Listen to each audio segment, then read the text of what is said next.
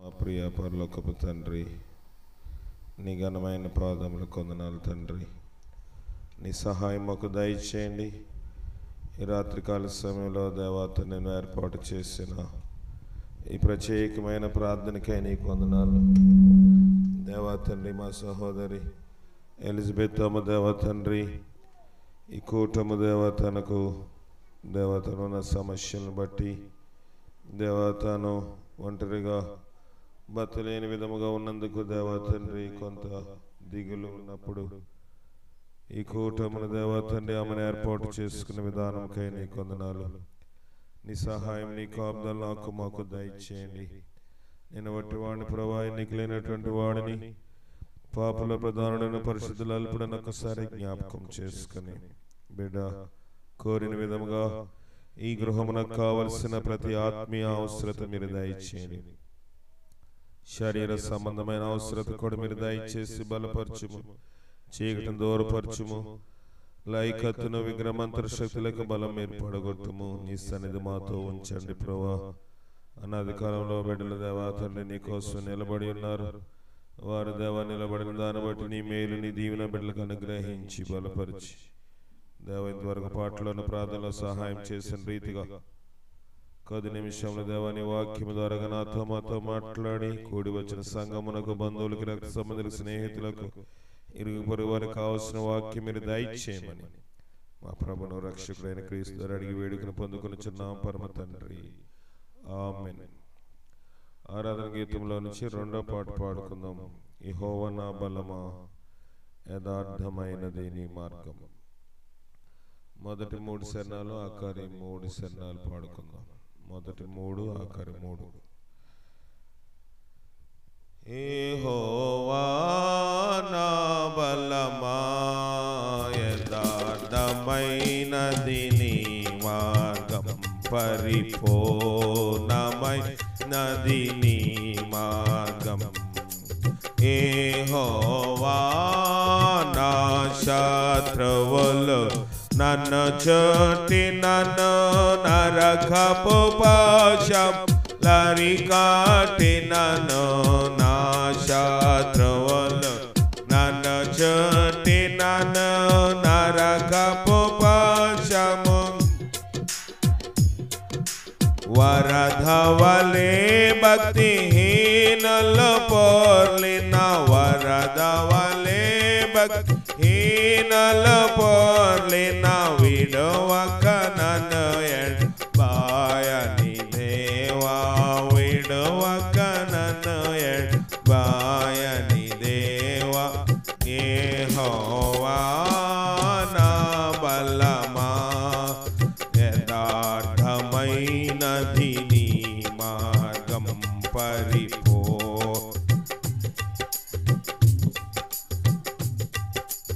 యెహోవా దయగలవారి దయ చూపించున్, కఠినుల ఎడలను వికటము చూపున్. దయగలవారిపై దయ చూపించు, కఠినుల ఎడలను వికటము. గర్విష్ఠుల యొక్క గర్వము నన్నచును, గర్విష్ఠుల యొక్క గర్వము నన్నచును. సర్వము నెరిగిన సర్వాధికారి, సర్వము నెరిగిన సర్వాధికారి. యెహోవా నా బలమా, యథార్థమైనది నీ పరిపూర్ణమైనది నీ మార్గం. యెహోవా మరణపు తొరలల్ మరొక మొరలిడ ఉన్నత దుర్గం, రక్షణ శృంగమై మరణపు తొరలల్ మరొక మొరలిడ రక్షణ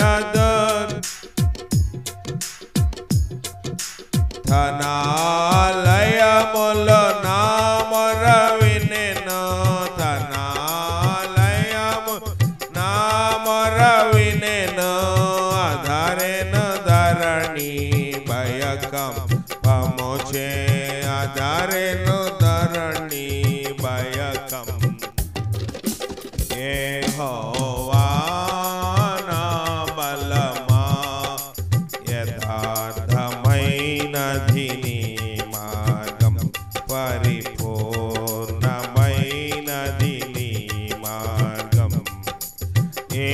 యెహోవా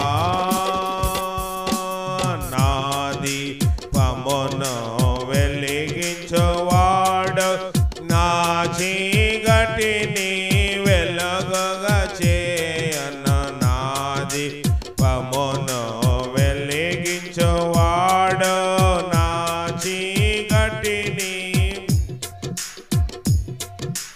జలరాశుల నుండి బలమైన చేతితో, జలరాశుల నుండి బలమైన చేతితో వెలుపల చేసిన బలమైన దేవుడు, వెలుపల చేసిన బలమైన దేవుడు యెహోవా నా బలమా. యథార్థమైన నీ మార్గం పరిపూర్ణమైన నీ మార్గం యెహోవా. నా కాళ్ళను లేడి కాళ్ళగా చేసి ఎత్తైన స్థలములో శక్తితో నిలిపి, నా కాళ్ళను లేడి కాళ్ళగా ఎత్తైన స్థలములో శక్తితో నిలిపి, రక్షణ కేడెమో నాకందించి, రక్షణ కేడెమో నాకందించి, అక్షయముగా తన పక్షము చేర్చిన, అక్షయముగా తన పక్షము చేర్చిన యెహోవా నా బలమా. యథార్థమైనది నీ పరిపూర్ణమైనది నీ మార్గం యెహోవా. యెహోవా జీవము గల దేవా, బహుగా స్తుతులకు అర్హుడు. యెహోవా జీవము గల దేవా, బహుగా స్తుతులకు అర్హుడు. అన్యజనులలో ధన్యత చూపుచు, అన్యజనులలో ధన్యత చూపుచు హల్లెలూయా స్తుతి గానము చేసేదా. హల్లెలూయా స్తుతి గానము చేసేదా. యెహోవా నా బలం, యథార్థమైనది నీ పరిపూర్ణమైనది నీ మార్గం యెహోవా. జయం గల దేవా, మహోన్నతుడా, నీ పాదానికి వందనాలు. వాతావరణం మాకు అనుకూలపరిచిన విధానంకై నీకు వందనాలు. కరెంట్ని, సౌండ్ సిస్టమ్ని, లైటింగ్ అంతని మనకు అనుకూలపరిచిన విధానంకై నీకు వందనాలు. యెహోవా మాకు చేసిన ఉపకారములన్నిటికీ ఆయనకి మేమేమి చెల్లించగలము. రక్షణ పాత్ర చేతపుచ్చిన యెహోవా నామమున ప్రార్థన చేయమన్నావు. ఉపవాస ప్రార్థనలో కూడా నీ సహాయం మాకు దయచేయండి. వర్ష వాతావరణంగా ఉన్నప్పటికీ మాకు అనుకూలపరుస్తాను. విశ్వాసముతో మేము యొక్క కూటమి కొనసాగిస్తూ ఉన్నాము. విశ్వాసమును దాన్ని కొనసాగించేవాడు నీవై ఉన్నావు తండ్రి. విశ్వాసమున కర్తవు తండ్రి, దాన్ని కొనసాగించేవాడు నీవు ప్రభు. యుద్ధం యెహోవాదే ప్రభా. నీ సహాయం మాతో ఉంచి బలపరచుము. ఈ వెండ వేడిమిని మీరు తగ్గించము. చల్లని వాతావరణం మాకు దయచేయండి. వర్షము అవసరమైన ప్రాంతంలోకి పంపించి నీ ఆత్మచేత మమ్మల్ని దర్శించు. మమ్మల్ని సిగ్గుపరిచే దేవుడు కాదు ప్రభా. మమ్మల్ని గణపరచు. మన జన మధ్యన నీ నామమును మహిమపరచుకొను. నన్ను బట్టి, నా దోషమును బట్టి నీ యొక్క మహిమ ఎక్కడ తక్కువైపోకుండా సహాయం దయచేయండి. ఒక ఆకాను బట్టి ఇశ్రాయేలు హాయి పట్టణాన్ని గెలవలేకపోయాను. నా దోషం, నా పితత, నా మూర్ఖత, నా యొక్క దేవ దుష్టత్వము, నా యొక్క దోషమును బట్టి దేవత నీ కృప ఇక్కడ తక్కువైపోనివ్వదు. ఏ దోషం ఇక్కడ అడ్డు లేకుండా దేవ మీరే వాక్యము ధారాళంగా అందుటకు మీరే సహాయం దయచేయండి. మా విశ్వాసమును నీవు చూస్తూ ఉన్నావు తండ్రి. మా విశ్వాసను పరీక్షిస్తూ ఉన్నావు. సైతాను శోధిస్తూ ఉన్నాడు. ప్రతి శోధ నుంచి మాకు జయము దయచేసి దేవా నీ వాక్యం ధారాళంగా అందబట్ట కృప దయచేయండి. నా పాపము, నా దోషము, నా పితృతను మీరు ఒక్కసారి జ్ఞాపకం చేసుకున్నాము. బుద్ధిగంతములకు నివాసము నీవే ప్రభా తండ్రి. ఇశ్రాయేలులకు దేవా తండ్రి, దేవా తండ్రి రాత్రి దేవా తండ్రి మేఘస్తంభం పగలు దేవాగ్ని స్తంభం నుంచి వారు నడిపించిన రీతిగా ఈ రాత్రి కాల సమయంలో కూటాన్ని మీరు నడిపించి బలపరచుము తండ్రి. దాసులు అబ్రహాం గారు కాచిన కన్నీరు, అనాది కాల దాసులని అన్న గారు కాచిన కన్నీరు, వాగ్దానములు దేవాని లోకం ఎంతో ప్రేమించుని కుమారుడు యేసుక్రీస్తు కాచిన రక్తము మాకు చుట్టూ దేవ కాపుదలుగా నీడగా ఉండక దయచేసి బలపరిచి ఆ దోషము క్షమించుని పాపని అక్రమస్తుని నీకైనటువంటి వాడిని, చెడిపోయినటువంటి వాడిని, పాపుల ప్రధాన పరిశుద్ధుల అల్పుడని జ్ఞాపకం చేసుకుని నన్ను నిలువెల్ల కడిగి నీ నోటుగా నీ బోరగా నన్ను వాడుకొనమని క్రీస్తు ద్వారా వేడుకొనిచున్నాం పరమ తండ్రి. ఆమేన్. దేవుని వాక్యం చూసుకుందాము. మొదటిగా మీ అందరికీ ప్రభువైన యేసుక్రీస్తు నామములో వందనాలు. అలాగే కూటమి ఏర్పాటు చేసిన ఎలిజబెత్ అమ్మ గారికి ప్రత్యేకమైన వందనములు తెలియజేస్తా ఉన్నాను. దేవుని వాక్యం చూద్దాము. మొదటి రాజుల గ్రంథము 17వ అధ్యాయము. మొదటి రాజులు 17వ అధ్యాయము 8వ వచనం. 17:8. అంతటి యెహోవా వాక్కు అతనికి ప్రత్యక్షమై ఇలాగున సెలవిచ్చెను, నీవు సిదోను పట్టణ సంబంధమైన సారేపతను ఊరికి పోయి అచ్చట ఉండుము. నిన్ను పోషించుటకు అచ్చటనున్న యొక్క విధవరాలికి నేను సెలవిచ్చితిని.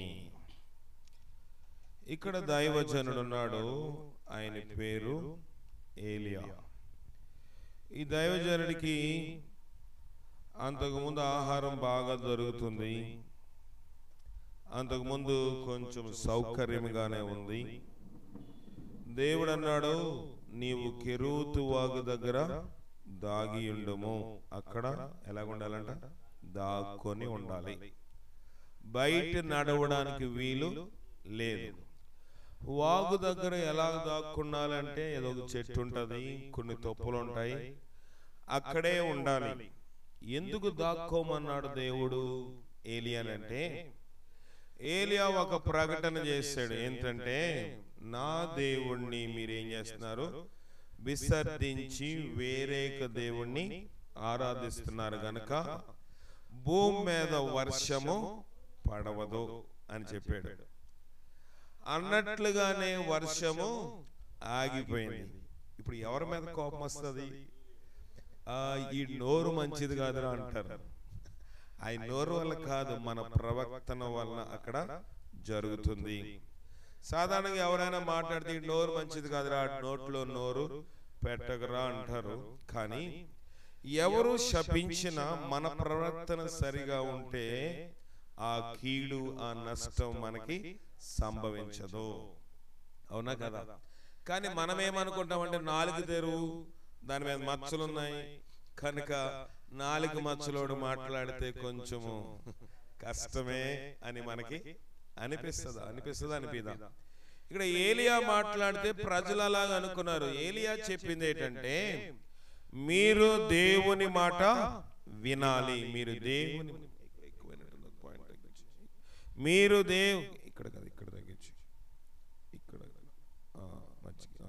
మీరు దేవుని మాట వినాలి.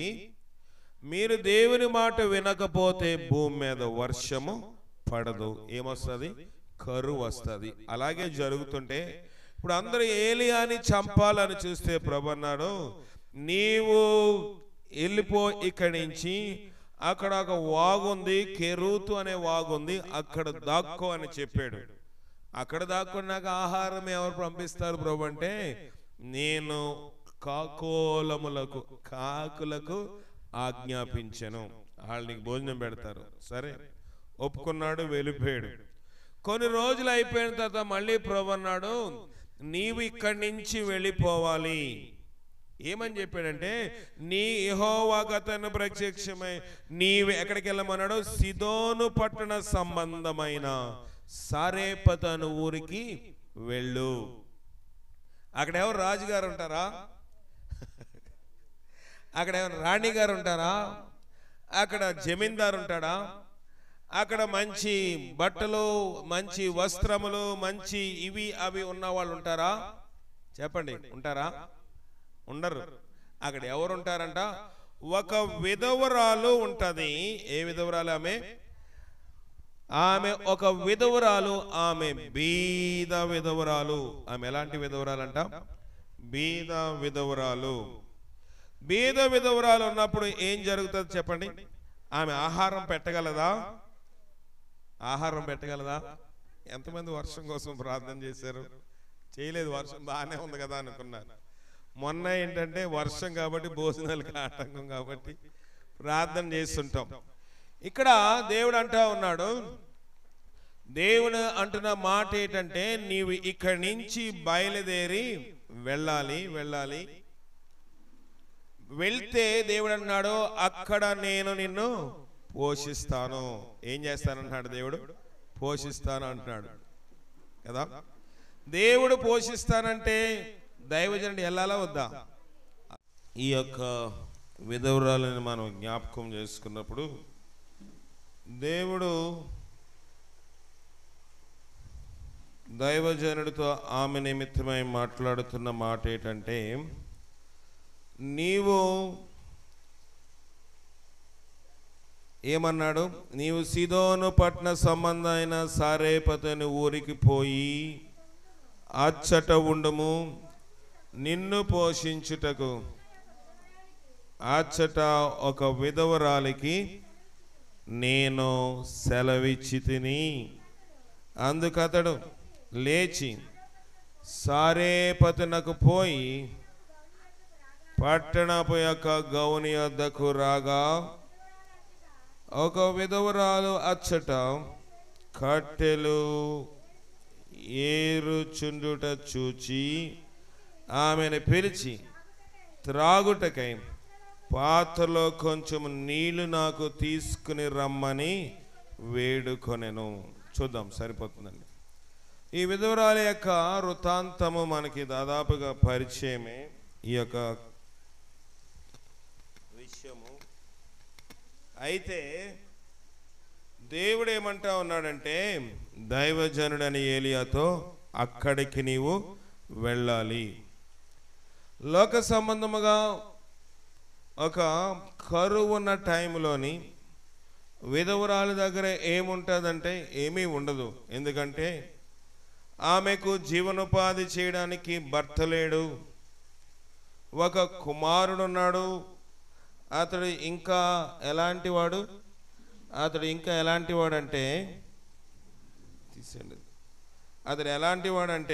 ఇంకా ఆస్తి లేకపోతే కూలి పనికి వెళ్ళి సంపాదించే అంత మెట్టు అతనికి లేదు. కనుక యవనస్తుడైన వాడు కాదు, చిన్నవాడు. అలాంటి ఒక కుమారుడిని వేసుకుని ఈమె జీవనం సాగిస్తుంది. జాగ్రత్తగా వినండి. ఈమె తమ బ్రతుకు దినముల్లో కొనసాగిస్తున్న టైంలో దేవుని వాక్కు ఎవరికి ప్రత్యక్షమైంది? దైవజనుడికి ప్రత్యక్షమై, నీవు లేచి సారేపతను ఊరికి వెళ్ళు. వెళ్ళగానే ఎవరికి ఆజ్ఞాపించాడంట? నేను అచ్చట ఒక విధవరాలికి ఆజ్ఞాపించాను.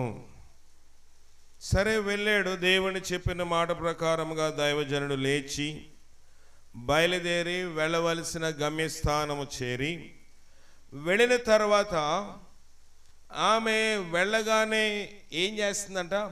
కట్టెలు పొలలు ఏరుకుంటా ఉంది. పట్టణపు గవని వద్దకు ప్రవేశించగానే ఎవరు ఎదురొచ్చారు? విధవరాలు ఎదురొచ్చింది. రెండవది, ఆమె కట్టెలు ఏరుకుంటూ ఎదురు పడింది. లోక సంబంధముగా ఈ రెండు చిహ్నాలు, ఒక విధవరాలు ఎదురు రావడము, రెండవది ఆమె కట్టెలు ఏరుకుంటూ ఎదురు రావడము, ఈ రెండు లోక సంబంధముగా, అన్య సంబంధముగా శుభ సంబంధమైనవి కాదు, శుభ సూచకమైనవి కాదు, మంచి జరుగుతుంది అని కాదు. ఒక విధవరాలు ఎదురొచ్చిన, కట్టెలు పొలలు ఎదురొచ్చిన లోకము ఏం భావిస్తుందంటే మనకి మంచి జరగదు, కీడు జరుగుతుందని. కానీ దైవజనుడు పట్నపు గమని వద్దకు ప్రవేశించగానే అక్కడ కనబడింది ఏంటంటే ఒక విధవరాలు కనబడుతూ ఉంది. రెండోది కట్టులేరుకుంటూ కనబడితే ఎవరైనా అలాంటి స్థితిలో ఉన్న ఒక వ్యక్తిని పలకరించడానికి ఇష్టపడరు. కానీ ఈయన ఏమంటున్నాడంటే, అమ్మా త్రాగుటకు కొంచెము నీళ్లు నాకు తీసుకుని రమ్మని వేడుకొనెను. ఏం కావాలంట? నీళ్లు కావాలి. ఏ టైంలో? ఎండాకాలంలోనే కొంచెం నీళ్ళు ఇవ్వడానికి మనం ఇసుకుంటాం. మిగతా కాలం అయితే నీళ్ళు ఎక్కువ తాగం కాబట్టి మంచినీళ్ళు ఎవరికైనా మనం ఇవ్వడానికి పెద్ద ఏమీ ఇబ్బంది పడము. ఎండాకాలంలో నీళ్ళు అడిగితే ఇబ్బందిగా ఉంటుంది.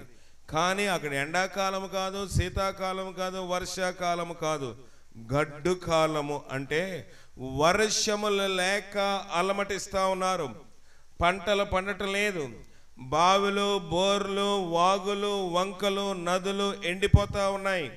ఇలాంటి టైంలో దైవజనుడు వెళ్ళి, ఆమె ముక్కేంటో తెలీదు, ఆమె పరిచయం లేని వ్యక్తి దగ్గరికి వెళ్ళి నీళ్ళు అడిగితే ఆమె ఏం చేసిందంటే, ఆమె నీళ్లు తేబోచుండగా అప్పుడు ఆయన మరలా పిలిచి, నాకొక రొట్టె ముక్కను నీ చేతిలో తీసుకుని రమ్మని చెప్పాను. ఆమె నీళ్లు తేబోచుండగా దైవజనుడు ఆమెను మరలా పిలిచి, నాకొక రొట్టె ముక్కను. మొదటగా నీళ్ళు తెమ్మంటే లోబడింది, నీళ్ళే కదా ఇచ్చేద్దాం అనుకుంది. కానీ దైవజనుడు ఏమంటే, మొదటగా నాకొక చిన్న రొట్టె ముక్కను తీసుకుని రా. తీసుకుని రమ్మనగానే ఆమె చెప్పిన మాట ఏంటంటే, అందుకు ఆమె, నీ దేవుడని యెహోవా జీవము తోడు, తొట్టిలో పట్టెడు పిండియు బుడ్డిలో కొంచెము నూనెయు నా యొద్దనున్నవే, కానీ నా దగ్గర అప్పము అంటే రొట్టె ఒకటైనను లేదు. మేము చావక ముందు నేను ఇంటికి పోయి వాటిని నాకును నా బిడ్డకును సిద్ధము చేసుకొనవలని కొన్ని పొలలో ఏరుటకై వచ్చి తిని. సరిపోతుందండి. ఎందుకోసం వచ్చిందంటే, ఆమె చనిపోవడానికి ముందు ఆఖరి భోజనము చేసి చనిపోవాలి. చనిపోకముందు నేను భోజనము చేయాలి. ఆఖరి పిండి కొంచెము పట్టెడి పిండి, బుడ్డిలోని ఆ సీసాలోని కొంచెము నూనె ఉంది, దాంతో ఒక 2 రొట్టెలు కాల్చుకుంటే ఇంక అది తప్ప మా దగ్గర ఏమీ లేదు.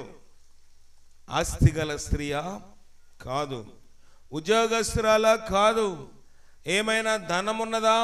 ఏమున్నా కొనుక్కుందామన్నా షాప్లోనో కొట్టులోనో ఏమి దొరికే పరిస్థితి కాదు. ఆఖరి భోజనము చేసి తృప్తిగా తిని చనిపోదామంటే అందులో కొంత భాగము ఎవరు అడుగుతున్నారు? దైవజనుడు అడుగుతున్నాడు. అయితే దైవజనుడు ఏమన్నాడు? ప్రభా, ఈమె దగ్గర రొట్టెలో కొంచెమే పిండి ఉందంట, కొంచెమే అది ఉందంట, కొంచెమే ఇది ఉందంట, ఏం చేయమంట ప్రభా?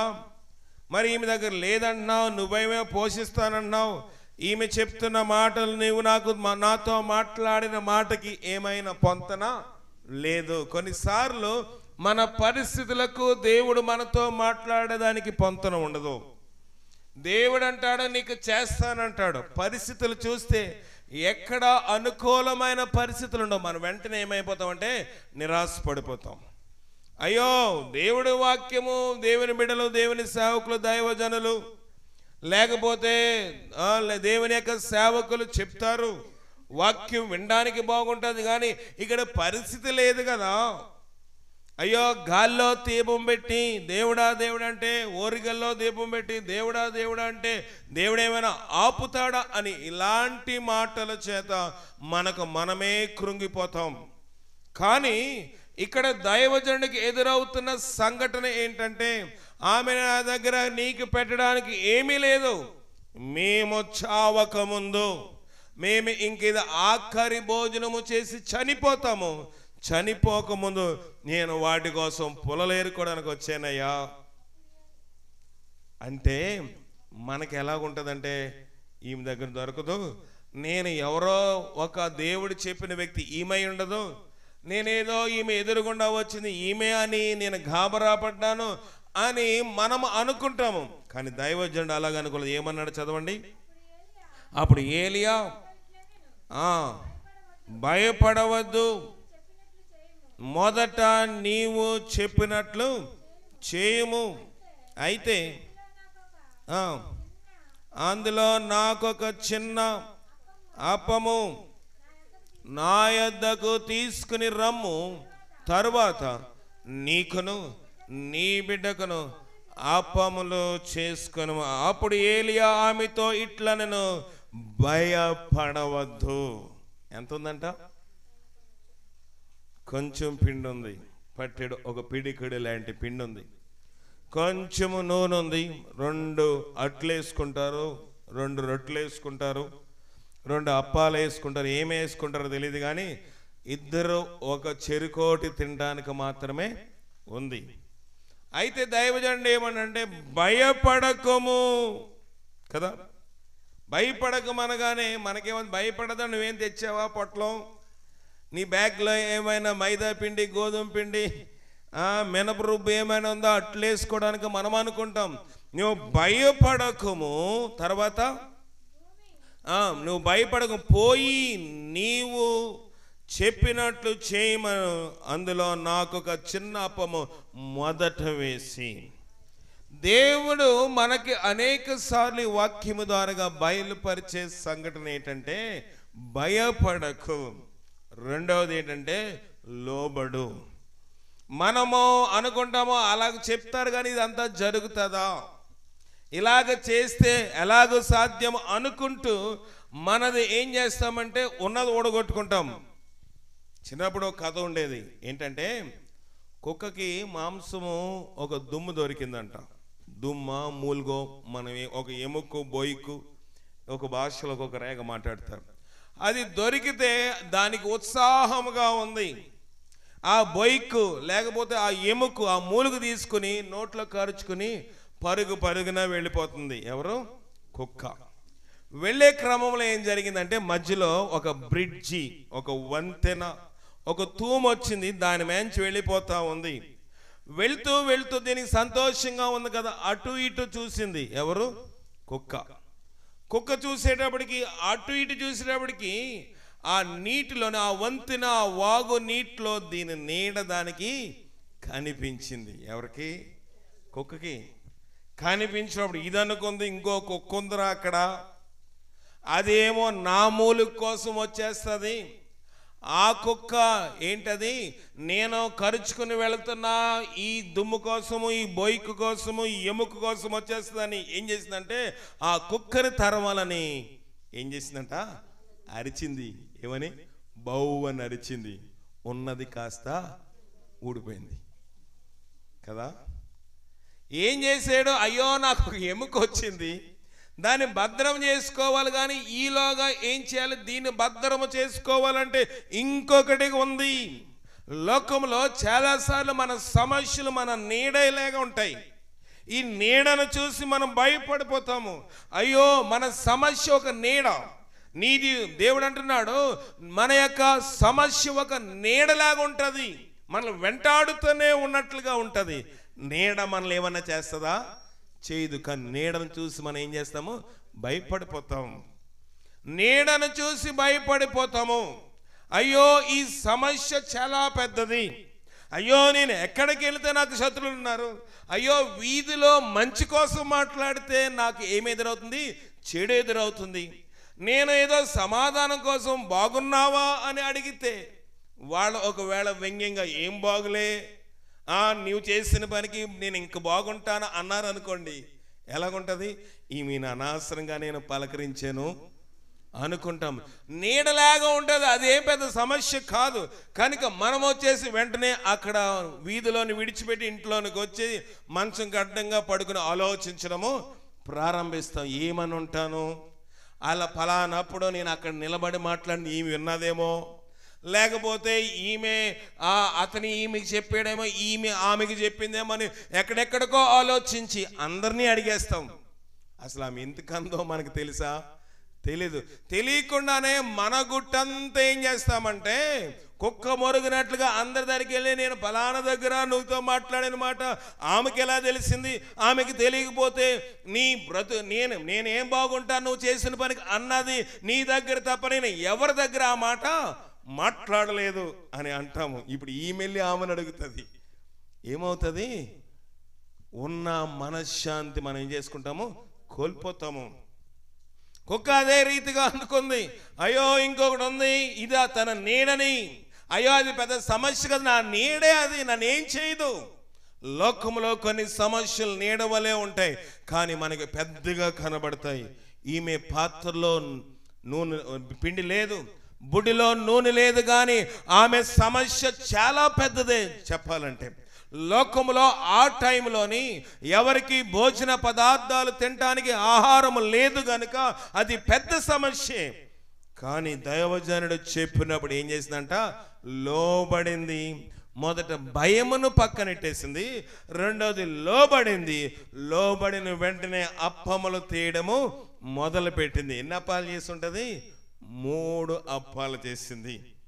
మొదట నాకు ఒక చిన్న అప్పము నా యొద్దకు తీసుకున్నాము, తర్వాత నీవు నీ బిడ్డను అప్పములు చేసుకుని భూమి మీద యెహోవా వర్షము కురిపించే వరకు ఆ తొట్టిలో ఉన్న పిండి తక్కువ కాదు, బుడ్డిలో నూనె అయిపోదని ఇశ్రాయేలు దేవుడైన యెహోవా సెలవిచ్చుచున్నాడనెను. అంతటా ఆమె వెళ్ళి ఏలియా చెప్పిన మాట చొప్పున చేయగా అతడు ఆమెను ఆమె ఇంటి వారును అనేక దినములు భోజనము చేయుచు వచ్చిరి. ఎన్ని రోజులంట ఆమె దగ్గర ఉన్నది? ఎన్ని రోజులకి? ఒక్క పూటకుంది ఆమె దగ్గరికి. ఆఖరి భోజనం మాత్రమే ఉంది. కానీ ఆమె దైవజనుడనే ఏలియా మాట చెప్పున చేయగా దేవుని సేవకుడు మాట విన్న తర్వాత ఏం జరిగిందంట? ఆమెను ఆమె ఇంటి వారును దైవజనుడు అనేక దినములు ఏం చేశారంట? భోజనము చేయుచు వచ్చిరి. ఎన్ని దినముల ఆశీర్వాదము? అనేక దినములు. మనం అనుకుంటాము నా జీవితం అయిపోయింది, నా ఆయుష్ కొద్ది కాలమే, ఈ కొద్ది కాలానికి నాకు ఒక 1000 రూపాయలు ఉంటే సరిపోద్ది, నా మందులకు ఒక 500, నాకు ఎలాగో రేషన్ బియ్యం ఉచితంగా ఇస్తారు కనుక అలాగ సరిపోద్దని మన లెక్కలు లోక సంబంధముగా కురుచుగా ఉంటాయి, మన లెక్కలు ఇరుగ్గా ఉంటాయి. కానీ దేవుని యొక్క లెక్కలు విశాలంగా ఉంటాయి. మనం అనుకుంటే నాకు ఎవడు పెడతాడు, పోన్లే కొన్ని రోజులు నా కొడుకు పెడతాడు, కొన్ని రోజులు కూతురు పెడుతుంది, ఎన్ని రోజులని ఉండగలము. అక్కడికి వెళ్ళిన తర్వాత కబుక్కుని ఏదన్నా మాట అన్నాం అనుకోండి, వాళ్ళు ఏదో మనల్ని అనాలని అనరు, కానీ ఏదో వాళ్ళ మాట ఒక మాట మాట్లాడితే నేను మీ ఇంటి దగ్గర ఉన్నాననే కదా నన్ను ఈ మాట అన్నావు అని మనసులో నొచ్చుకోవడము ప్రారంభిస్తాం. ఇది మానవునికుడిన నైజము, మానవునికుడిన బలహీనత. ఏంటంటే మనము కొన్నిసార్లు సత్యం విషయమై ఎవరైనా చెప్తే వీళ్ళకి ఎందుకు చెప్పారు, నేను నా ఇంట్లో ఉంటే నేను ఈ మాట అనిపించుకోను కదా, కనుక నేను తిన్నా తినకపోయినా నా ఇంట్లోనే ఉంటాను అని మూతు ముడుచుకుని వచ్చేస్తాం. ఇక్కడ ఈమె యొక్క పరిస్థితి కూడా అలాగే ఉంది. ఆమె చనిపోకముందు నేను ఎవరింటికి వెళ్ళను, ఎక్కడ ఉండను, ఆఖరిగా భోజనం చేసి చస్తే మా ఇంట్లో చచ్చిపోవాలంటే చచ్చిపోయే ఆమెను అనేక దినములు దైవజనుడు మాట ఏం చేసింది? బ్రతికించింది. నీ వాక్యమే నన్ను బ్రతికించుచున్నది, బాధలలో అది నాకు నెమ్మదిని కలుగజేస్తూ ఉంది. లోకంలో మన బిడ్డలు మనం చూడకపోవచ్చు, చూడాలని ఏమీ లేదు. లోకంలో మన ఇరుగు పొరుగు వారు మనం చూడకపోవచ్చు. లోకంలో మన ఇరుగు పొరుగు వారు మన దగ్గర డబ్బు, ధనము, ఆరోగ్యము, బలము ఉన్నప్పుడు మన చుట్టూ ఉండవచ్చు. బలహీనం అయిపోయిన తర్వాత అదే ప్రేమ చూపిస్తారా? ఉండదు. ప్రేమ ఏమైపోతుంది? సన్నగిల్లిపోతుంది, అంటే తగ్గిపోతుంది. కానీ దైవజనుడు ఆమెను ప్రేమిస్తున్నాడు. ఆమె దగ్గర భోజనం ఉందనా? లేదు. కానీ దైవజనుడు అన్నాడు, నాకు పెట్టు, నీకు అవ్వకపోతే నేను చూస్తాను. కనుక ఆమె నమ్మింది. అనేక దినములు ఆ కుటుంబం ఏమైందంట? పోషించబడింది. ఈ రాత్రి కాల సమయంలో దేవుడు మనతోటి ఈ కుటుంబమునకు ఎలిజబెత్ అమ్మ చెప్తాంది, నేను బతికొద్దామంటే నాకు బ్రతకడానికి అవకాశం లేదు, చచ్చిపోదామంటే చనిపోలేను, నా పరిస్థితి ఏంటి? ఈ విధవరాలు కూడా అదే పరిస్థితి. బ్రతకడానికి తినడానికి తిండి లేదు, చనిపోవడం అంటే బలత్కారంగా ప్రాణము తీసుకోలేదు, ఏదైతే అదే అయింది కనుక పుల్లలు తెచ్చుకుంటాను, అట్లు కాల్చుకుంటాను, రొట్టెలు కాల్చుకుంటాను, తింటాను, ప్రాణము ఎముకలు లేకపోతే లోపలున్న పేగులు ఆరిపోయి చచ్చిపోతాను అంతే అనుకుంది. కానీ ఆమె నిరుస్పృహలోని నిరాశలో దైవజనుడు ఆమెతో ఒకటే ఒక మాట అన్నాడు, నీవు భయపడకము.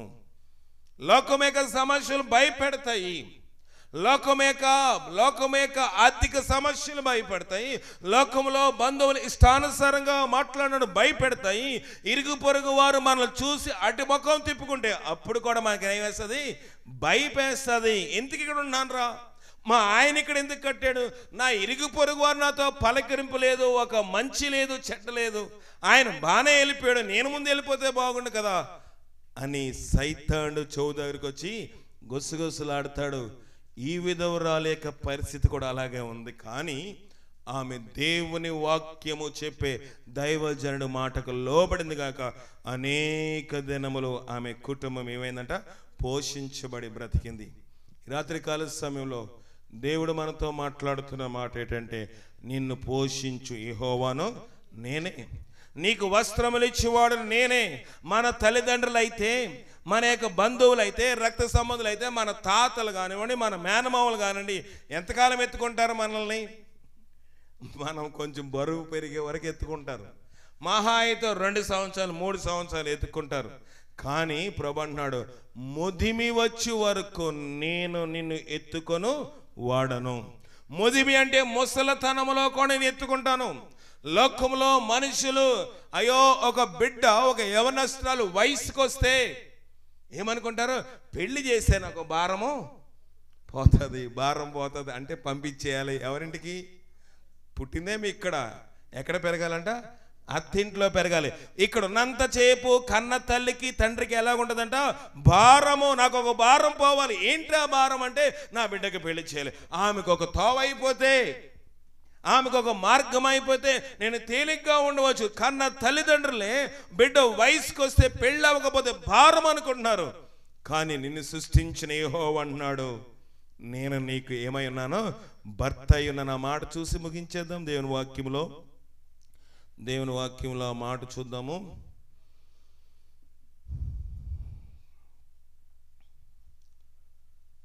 యెషయా గ్రంథం 1వ అధ్యాయము 17వ వచనం చదవండి ఒకసారి. యెషయా 1వ అధ్యాయం 17వ వచనం. కీడు చేయట మానడి, మేలు చేయ నేర్చుకొనడి, న్యాయము జాగ్రత్తగా విచారించుడి, హింసించబడు వారిని విడిపించుడి, తండ్రి లేని వారికి న్యాయము తీర్చుడి, విధవరాలు పక్షమున వాదించుడి. ప్రభు ఏమన్నాడు? విధవరాలు పక్షమున ఏం చేయమన్నాడు? వాదించుడి. కీడు చేయటం మానేయండి, తల్లిదండ్రులు లేని వారికి న్యాయము తీర్చండి, విధవరాలు పక్షమున ఏం చేయాలంట? వాదించాలి. ఎవరితో వాదించాలి? కిందనే ఉంటుంది, చదవండి 18వ వచనం కూడా. యెహోవా ఈ మాట సెలవిచ్చుచున్నాడు, రండి మన వివాదము మన వాదము తీర్చుకుందాము. మీ పాపములు రక్తము వలె ఎర్రనవైనను, అవి హిమము వలె అంటే ఐస్ గడ్డ వలె తెల్లవవుతుంది, కెంపు వలె ఎర్రనవైనను, అవి గొర్రెబొచ్చు వలె తెల్లవగును. రండి మన వివాదము. దేవునికి మనకి వివాదం ఉందంటే ఏంటి ఆ వివాదం అంటే, మనం పాపములో పుట్టాము, పాపములో పెరిగేము కనుక విధవరాలు కోసము దేవుడు ఏమన్నాడు? వాదించుడి. అంటే విధవరాలు కోసం ఏం చేయమన్నాడో? ప్రార్థన చెయ్యండి. ఎందుకు విధవరాలు కోసం ప్రార్థన చేయమన్నాడు? యెషయా 54:5 కూడా చదవండి. యెషయా 54:5 చదవండి. యెషయా గ్రంథం 54వ అధ్యాయం 5వ వచనం. నిన్ను సృష్టించినవాడు నీకు భర్త అయ్యున్నాడు, సైన్యములకు అధిపతి యెహోవా అని ఆయనకు. ఎవరంట భర్త? ఈమె భర్త పెద్దప్పారావు గారు అయి ఉండొచ్చు కదా. మన యొక్క చర్చిలో ఆయన పెట్టింది గుళ్ళ జోషువా గారు. లోకంలోని ఆయన భర్త టైం అయిపోయింది కనుక, ఆయన ఆరోగ్యం సహకరించలేదు కనుక, ఏదో ఒక చిన్న దెబ్బ తగిలింది కనుక, వృద్ధాప్యంలోనికి వచ్చేసారు కనుక, వయసు శక్తి సన్నగిల్లిపోయింది కనుక ఆయన మరణించాడు. కానీ ఒక భర్త ఉన్నాడు, ఆయన నిత్యము సజీవుడై ఉన్నాడు. నీవు ఆయన దగ్గరికి వచ్చి మొర్ర పెడితే ప్రభు అంటున్నాడు, నేను సృష్టించిన వాడు నీకు భర్త ఉన్నాడు. ఆయన పేరు గుళ్ళా పెద్దప్పారావు కాదు. ఏం పేరు? ఆయన పేరు సైన్యములకు అధిపతగు యెహోవా అని ఆయనకు పేరు. ఇశ్రాయేలు యొక్క పరిశుద్ధ దేవుడు, నీ విమోచకుడు. దేవుడు విమోచిస్తాడు. ఇశ్రాయేలు యొక్క పరిశుద్ధ దేవుడు నీకు విమోచకుడు. లోకంలో మనుషులు విడిచిపెట్టిపోవచ్చు. లోకంలో వెళ్తా వెళ్తా ఆస్తులు, అంతస్తులు, బ్యాంక్ బ్యాలెన్సులు, డబ్బులు ఏమీ మనకు విడిచి వెళ్ళకపోవచ్చు. కానీ నువ్వు నరులు నమ్ముకొనుట కంటే యెహోవాను ఆశ్రయించడం. దేవుని ఆశ్రయిస్తే ఈ గృహంలో ఏ మేలు కూడా కొదువై ఉండదు. లోకంలో అలజడులు ఉంటాయి. అయ్యో నేను ప్రార్థన పెట్టుకున్నాను, ఎక్కడ ప్రార్థన పెట్టినప్పుడు వర్షం పడలేదు, మా ఇంటి దగ్గర ఎందుకు పడింది అని ఒక ఆలోచన కూడా సైతాన్ని పెడతాడా? పెడతాడు. ఈ ఆలోచన, ఈ వర్షాలకి, ఈ తుఫాన్లకి, ఈ కరెంటు లేకపోయిన దానికి భయపడకూడదు. నిన్ను సృష్టించిన వాడు నీకు భర్త ఉన్నాడు, భయపడకుము అని ఎవరికి చెప్తున్నాడు? సారేపతి విధవరాలకు చెప్పాడు. ఆమె భర్త విడిచి వెళ్ళిపోయాడు, ఆమె భర్త చనిపోయాడు, ఆమె విధవరాలుగా ఉంది, తింటాకి తిండి లేదు. కానీ దేవుడు తన సేవకుని పంపించి దేవుని వాక్కు చేత అనేక దినములు ఆమెను, ఆ సేవకుడు, ఆ బిడ్డ, ఆ ఇంటి వారును భోజనము చేసిరి. ఆ విధముగా ఆత్మ సంబంధముగాను శరీర సంబంధంగాను ఈ గృహములో దేవుని యొక్క ఆత్మ సమృద్ధిగా ఉండి ఆత్మీయంగా శరీరంగా ఆశీర్వదించబడినట్లుగా పరిశుద్ధ ఆత్మశక్తి సహాయం చేసి కాపాడునుగా ప్రార్థన చేసుకుందాం. జయం గల దేవాని ఘనమైన పాదాలకు వందనాలు. ఈ రాత్రికాల సమయంలో నీవు ఇచ్చిన కొద్ది మాటలకై నీకు వందనములు చెల్లిస్తూ ఉన్నాము. నీ సహాయం మాకు దయచేసి బలపరచుము. లైకతన విగ్రహ మంత్రశక్తులకు బలం ఏర్పాటుగొట్టు. మా సహోదరి దేవా తండ్రి ఎంకయ్యమ్మగా పిలువబడిన దేవ ఎలిజబెత్ అమ్మని జ్ఞాపకం చేసుకుని ఈ గృహంలో గుళ్ళ దేవ పెద్దప్పారావు గారిగా పిలువబడిన జోషువా గారు మమ్మల్ని విడిచి వెళ్ళిపోవచ్చు, కానీ నేను సృష్టించిన వాడికి భర్త అయి ఉన్నాడు. దేవా ఆయన నన్ను విడిచిపెట్టే దేవుడే కాదు, ముదిమి వచ్చి వరకు ఎత్తుకునేవాడు దేవా నీవేని వాక్యం సెలవిస్తోంది. ఆ రీతిగా నీ సన్నిధి నీ కాపుదలు ఉంచి బలపరచుము. నీ కృపగల ఆత్మచేత నన్ను మమ్మల్ని దర్శించుము. కొంచెం అంతరాయం కలిగినప్పటికీ నీ మాటలు వివరించాను, సహాయం చేసిన విధానమకే వందనములు. నీ శక్తిని, నీ బలమును మాకు మెండుగా గ్రహించి ఈ గృహానికి కావాల్సిన ఆత్మీయ శరీర అవసరం మీరు తీర్చమని, ఈ ప్రార్థన కుటుంబానికి దీవెనకరంగా చేయమని మా ప్రభును రక్షకుడైన క్రీస్తు అడిగి వేడుకను పొందుకుని చిన్నాం పరమ తండ్రి. ఆమెన్. మన పరమ తండ్రి అయిన దేవుని యొక్క ప్రేమ, కుమారుడైన యేసుక్రీస్తు వారి యొక్క కృప, పరిశుద్ధాత్మిక సావాసము ఇప్పుడు ఎల్లప్పుడు సదా మనకు తోడయండి, నడిపించి, దీవించి, ఆశీర్వదించి కాపాడునుగాక. ఆమెన్.